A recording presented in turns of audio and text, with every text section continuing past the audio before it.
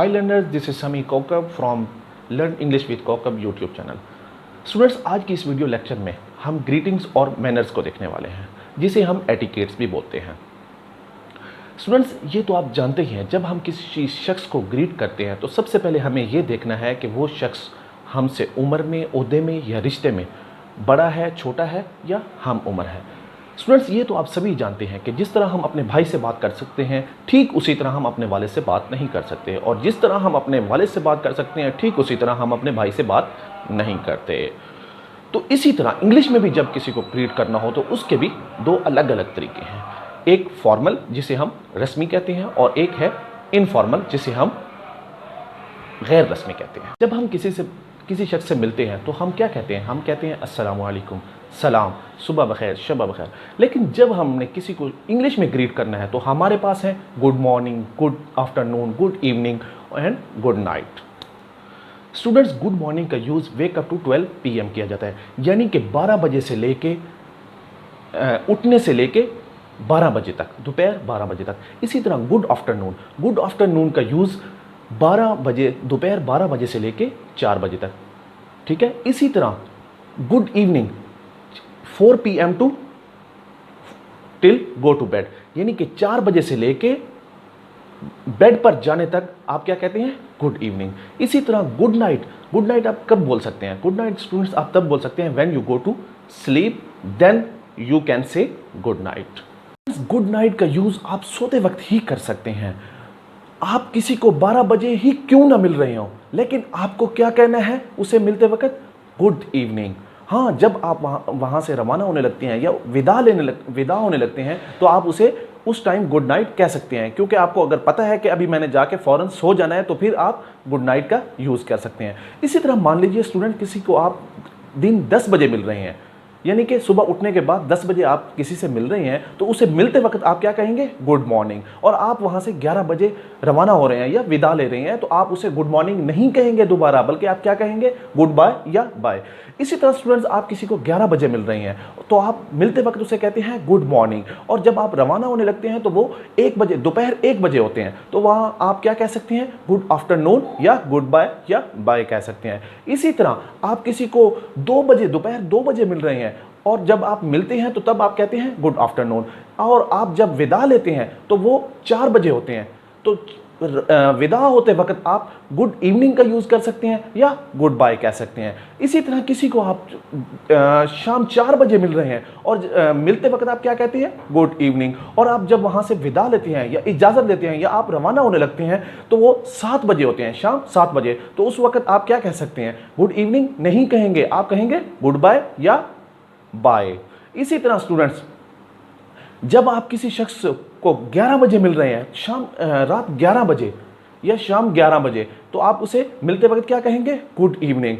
और आप वहाँ से रवाना होते हैं 12 बजे, लेकिन आपको ये पता है कि मैंने अभी जाके फ़ौरन सो जाना है, तो तब आप गुड नाइट का यूज़ करेंगे। अदरवाइज़ आप गुड इवनिंग नहीं कहेंगे विदा होते वक्त, बल्कि आप क्या कहेंगे? गुड बाय या बाय कह देंगे। इसी तरह स्टूडेंट, जब हम किसी से मिलते हैं तो हम क्या कह सकते हैं फॉर्मल वे में? हाउ आर यू डूइंग, या how do you do. How are you doing और हाउ डू यू डू का सेम सेंस है कि आप कैसे हैं। अगर आप फॉर्मल वे में किसी को कह रहे हैं कि हाउ आर यू सर, तो आप अगर आपके कोई बॉस आपसे पूछ रहे हैं कि हाउ आर यू, तो आप क्या कह सकते हैं? आप फॉर्मल वे में कह सकते हैं I am fine sir, and what about you sir. इस तरह आप कह सकते हैं। अगर कोई आपसे कोई दोस्त पूछ रहा है हाउ आर यू, तो आप कह सकते हैं thank you and you tell. ये यू टेल का जो कम्बिनेशन ऑफ वर्ड है, ये कम्बिनेशन ऑफ वर्ड जो है, ये इनफॉर्मल वे में यूज़ किया जाता है। इसी तरह हमारे पास इनफॉर्मल वे में कौन कौन से वर्ड्स हैं? हमारे पास है hi, hey, hello, what's up, and how is it going, and how is your life, how is what's going on. इस तरह के कम्बिनेशन ऑफ वर्ड्स हम यूज़ कर सकते हैं। अब मान लीजिए किसी दोस्त को आप मिलते हैं, काफ़ी अर्से बाद आप मिलते हैं, तो आप क्या कह सकते हैं? आप कह सकते हैं it's been a while, long time no see, काफ़ी अर्सा हो गया है। इसी तरह जब आप फॉर्मल वे में इसे कहेंगे, मान लीजिए आप अपने बॉस को काफ़ी अर्से बाद मिल रहे हैं, तो थोड़ा आप पोलाइट हो जाएंगे। सेम सेंटेंस यही होगा, लेकिन आप थोड़ा पोलाइट हो जाएंगे। आप क्या कहेंगे? Long time no see sir, it's been a while sir, काफ़ी अर्सा हो गया है, यानी कि मिले हुए। मान लीजिए स्टूडेंट्स कोई शख्स आपको कुछ देता है या आपकी किसी तरह से मदद करता है, तो आप उसे रिप्लाई में क्या कह सकते हैं? आप उसे कह सकते हैं वेलकम, मेंशन नॉट, या थैंक यू, या आप उसे कह सकते हैं इट्स माय प्लेयर, या आप उसे कह सकते हैं इट्स ओके।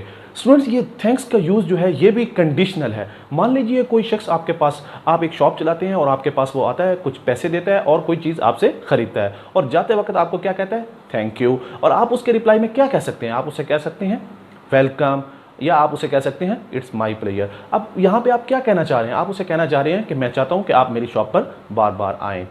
इसी तरह मान लीजिए स्टूडेंट्स आपको कुछ पैसे चाहिए और आप किसी अपने दोस्त से पैसे उधार लेते हैं, और जब आप ले लेते हैं तो आप उसे कहते हैं थैंक यू, और वो आपके जवाब आपको क्या रिप्लाई देता है? आपको कहता है मेंशन नॉट, कि मेंशन करने की ज़रूरत नहीं है, या वो कह सकता है इट्स ओके। एक और सिचुएशन देखें स्टूडेंट्स, मान लीजिए एक छोटा सा रास्ता है, वहाँ पर काफ़ी लोग मौजूद हैं, जिनमें कुछ बुज़ुर्ग भी हैं और कुछ लेडीज़ भी हैं। तो आप उन्हें क्या कहना चाहते हैं? आप उन्हें कहना चाहते हैं कि पहले आप गुजर जाएं, तो आप उन्हें ये पहले आपको क्या कह सकते हैं इंग्लिश में? तो आप कहेंगे आफ्टर यू।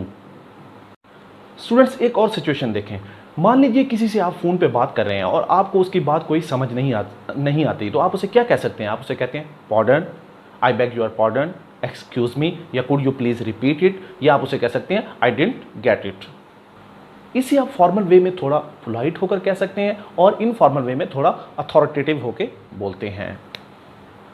एक और सिचुएशन देखें स्टूडेंट्स, मान लीजिए कोई आपसे बात कर रहा है और आप चाहते हैं कि मैं कोई बात करूं, यानी कि आप उसकी बात को काट कर अपनी बात रखना चाहते हैं, तो आप उसे क्या कह सकते हैं? आप उसे कह सकते हैं सॉरी टू इंटरवीन, या सॉरी टू इंटरप्ट यू। एक और सिचुएशन देखें स्टूडेंट्स, किसी की आप मदद करना चाहते हैं, तो आप उसे कह सकते हैं शैल आई हेल्प यू, या शुड आई हेल्प यू। और सिचुएशन देख लेते हैं, मान लीजिए स्टूडेंट्स आप कोई सामान उठा रहे हैं, ठीक है, और आपसे वो सामान नहीं उठ रहा, कोई आपके पास खड़ा है, तो आप उसे क्या कह सकते हैं? Lend your hand please, give your hand please.